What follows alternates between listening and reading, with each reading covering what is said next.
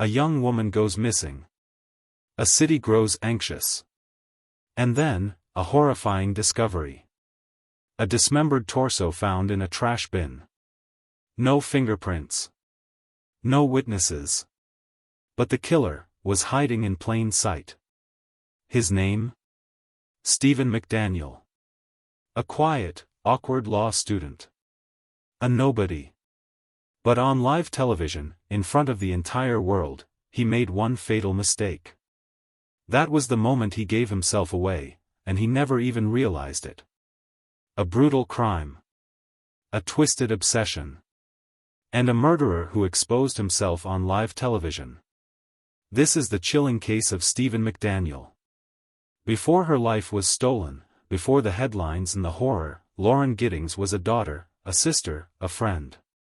She was someone who lit up the room with her energy, someone who made an impact on everyone she met. Born on April 18, 1984, Lauren grew up in Tacoma Park, Maryland, in a loving home with her parents, Bill and Karen Giddings, and her two younger sisters, Caitlin and Sarah. As the oldest, she naturally took on the role of protector, someone her sisters could always count on, whether they needed advice, encouragement, or just a comforting presence. Lauren had a natural gift for making people feel safe. She was warm, kind, and always willing to help. In high school, she was a standout student, balancing academics with sports, friendships, and an active social life. She was driven, but never at the expense of kindness. That's just who she was. After high school, she set her sights on higher education, earning her undergraduate degree at Agnes Scott College in Georgia, a private women's college known for its strong academic programs. It was there that Lauren's love for the law truly took shape. She had a deep sense of justice, a desire to advocate for those who couldn't defend themselves. That passion led her to Mercer University School of Law, where she worked tirelessly to earn her law degree. Her parents were endlessly proud of her. Her sisters admired her. She had built a life filled with promise, and she was determined to see it through. Just days away from taking the bar exam, she was on the verge of achieving everything she had worked for. She had plans. A future. But someone else had plans too. And they didn't include Lauren having a future at all. Because while she spent her nights preparing for the most important exam of her life, someone was watching. Studying her every move. Waiting. And soon, she would never get the chance to take that exam. While Lauren spent her days focused on the future, the man living just a few feet away was focused on something else entirely, her. Stephen McDaniel wasn't just another student at Mercer Law. He wasn't just a neighbor in her apartment complex. He was something much darker. To most people, McDaniel was quiet, socially awkward, forgettable.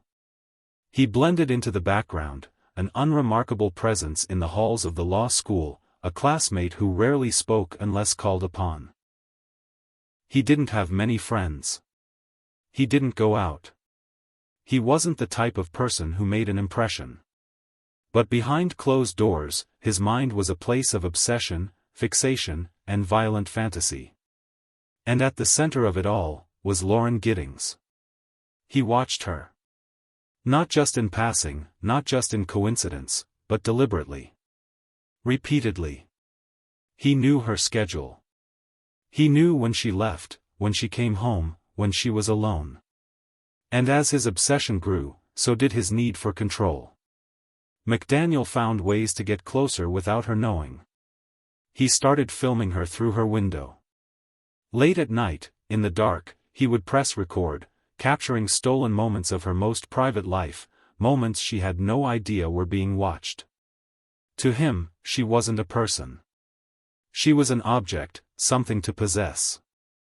What was going on inside his mind?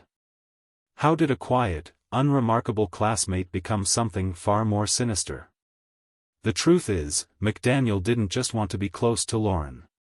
He wanted to consume her. And soon, watching would no longer be enough. The countdown to Lauren's final night had already begun. For days, Lauren Giddings' world fell silent. No texts, no calls, no messages to family or friends. At first, they thought she was just busy, buried in bar exam preparations, the way she had always been when she had a big challenge ahead. But as the days stretched on, concern turned into alarm.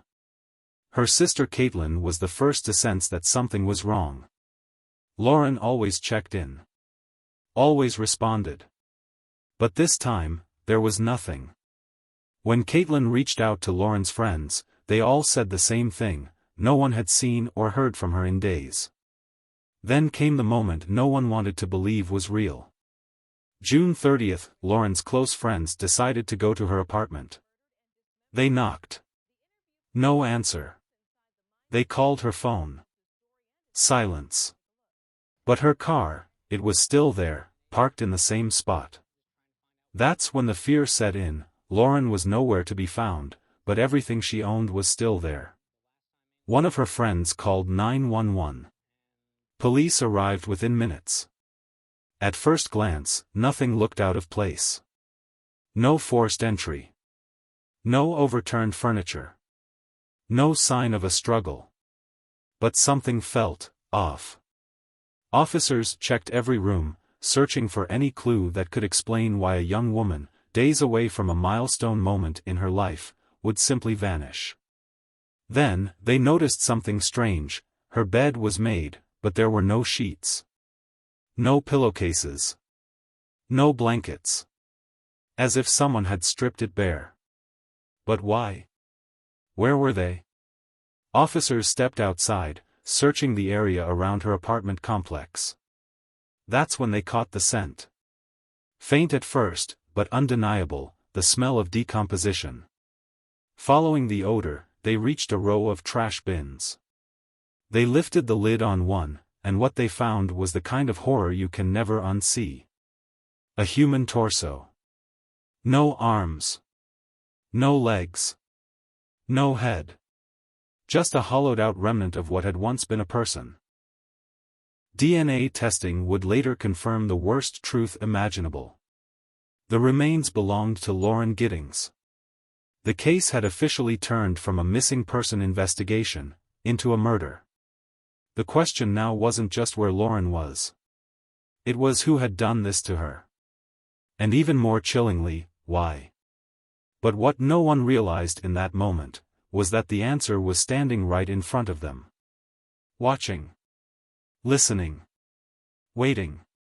As news of Lauren Giddings remained spread, the people around her reacted with grief, fear, and disbelief. I was living there? Yeah, Lauren was my neighbor.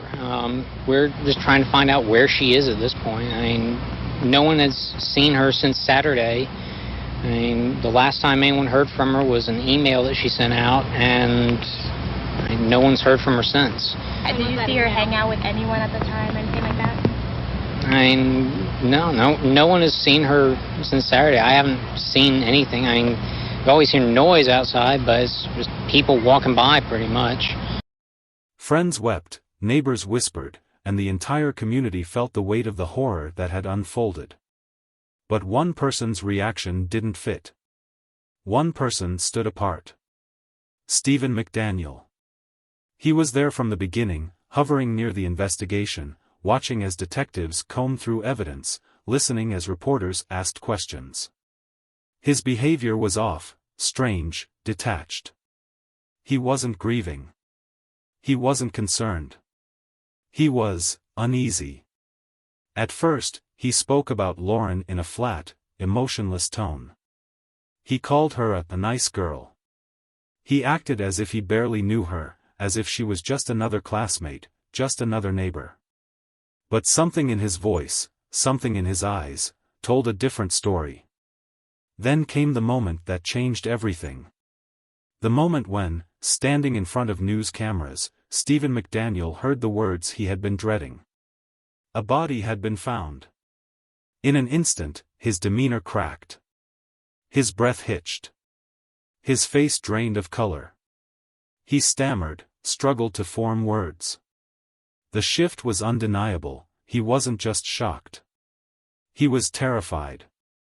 For the first time, the world saw what was hiding beneath his awkward, quiet exterior. Not just unease. Not just nervousness. But fear. A fear so raw, so visible, that it sent a ripple through the investigation. Why was Stephen McDaniel reacting this way? Why did he suddenly seem so different? And most importantly, why did it look like he already knew what had been found? It was the first crack in his mask. And soon, investigators would rip it off completely. Stephen McDaniel's reaction had set off alarm bells. Detectives watched the footage, studied his body language, and saw what everyone else saw: pure, unfiltered fear. It wasn't the reaction of a shocked neighbor. It was something else entirely. And they needed to know why. As police dug deeper, they uncovered something chilling. Just hours before Lauren was reported missing, McDaniel had posted online, anonymously, asking how long it would take for a body to decompose. A disturbing coincidence, or a glimpse into something far more sinister? Investigators looked closer at McDaniel's movements. They questioned his classmates, his professors, his neighbors. What they found painted a disturbing picture. McDaniel had been obsessed with Lauren for months, maybe longer. He had watched her, studied her, fantasized about her. He had broken into her apartment before. Just to look around, just to feel close to her. And worst of all, he had recorded her. Secretly. Through her window. In the privacy of her own home, she had no idea she was being watched. Detectives searched McDaniel's apartment. It was small, cluttered, unremarkable. But in one drawer, they found something that changed everything: a flash drive. Inside, hundreds of videos. Some were of random women, strangers he had fixated on. But many were of Lauren. Unknowingly filmed. Invaded. Violated. Proof of his obsession. And then came the final, damning discovery. A hacksaw. The teeth stained with something dark. Something forensic testing would later confirm as human tissue. It was no longer a question of if Stephen McDaniel had done this. It was now just a question of how much he was willing to confess. And when detectives sat him down, he had nowhere left to run. The walls were closing in. Every piece of evidence pointed to one man, Stephen McDaniel. His bizarre behavior, his online searches, the secret videos, the hacksaw. There was no more doubt. The only thing left was to get him to admit it. Detectives brought him in for questioning. At first, he played dumb, sticking to short, vague answers, avoiding eye contact, insisting he knew nothing. He sat hunched over, arms crossed, barely speaking above a whisper. But the more detectives pressed, the more his mask began to slip. Hours passed. The interrogation room was silent, suffocating. The weight of the truth loomed over him. And then, without warning, he broke. His body tensed. His breathing changed. His voice, barely audible, trembled as he spoke the words no one wanted to hear.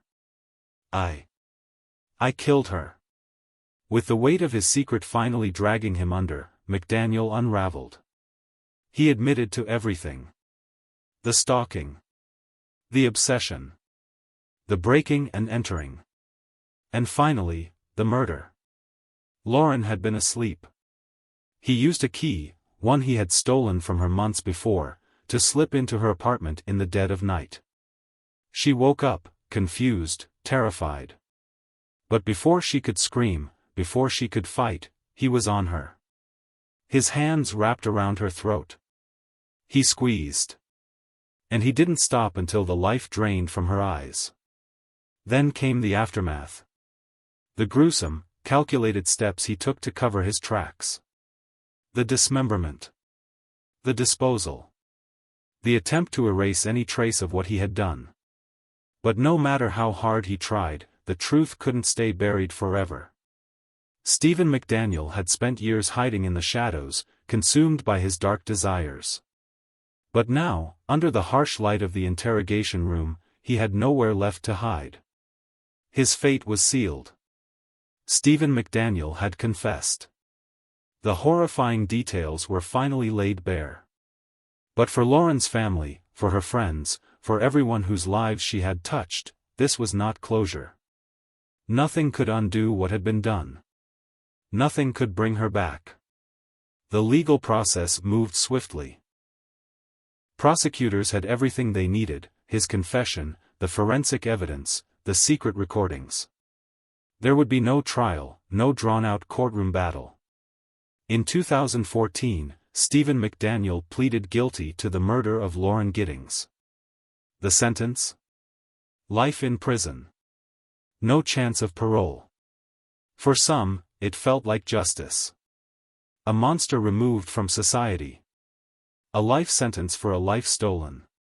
But for Lauren's family, it was only a fraction of what had been taken from them. Lauren Giddings was more than a victim. She was a daughter, a sister, a friend. She had worked tirelessly for a future that was stolen in an instant. She should have passed the bar exam. She should have built the life she had dreamed of. Instead, she became a name in a case that shook an entire community. Her family remembers her not for the way she died, but for the way she lived. For her kindness. Her determination. Her light. And as for Stephen McDaniel? He now spends every day locked away, with nothing but time to face the reality of what he did. Justice was served. But true justice? That was never possible. Because Lauren Giddings should still be here. Cases like this leave behind scars, on families, on communities, on everyone who follows the story. But they also leave behind lessons. Warnings. Reminders of the darkness that can hide in plain sight. Lauren Giddings had no idea she was being watched. She had no idea that the man living just a few doors away, someone she had likely passed in the hallway, maybe even exchanged polite words with, was obsessing over her every move. She had no idea that the danger was so close. It's a terrifying truth: sometimes, the most dangerous people aren't strangers. Sometimes, they are the ones we least expect. The quiet ones. The unassuming ones. The ones who blend in. Lauren's story is one of unimaginable tragedy. But remembering her means more than remembering her death. It means remembering her life. Her kindness. Her ambition. Her dreams. And making sure that stories like hers serve as a warning, to always be aware, to trust your instincts, and to never ignore the signs of something, or someone, that doesn't feel right. If you found this case as chilling as we did, subscribe to the channel for more true crime stories. Stay safe, stay aware, and remember, sometimes, the real horror stories aren't fiction. They're real. And they're closer than you think.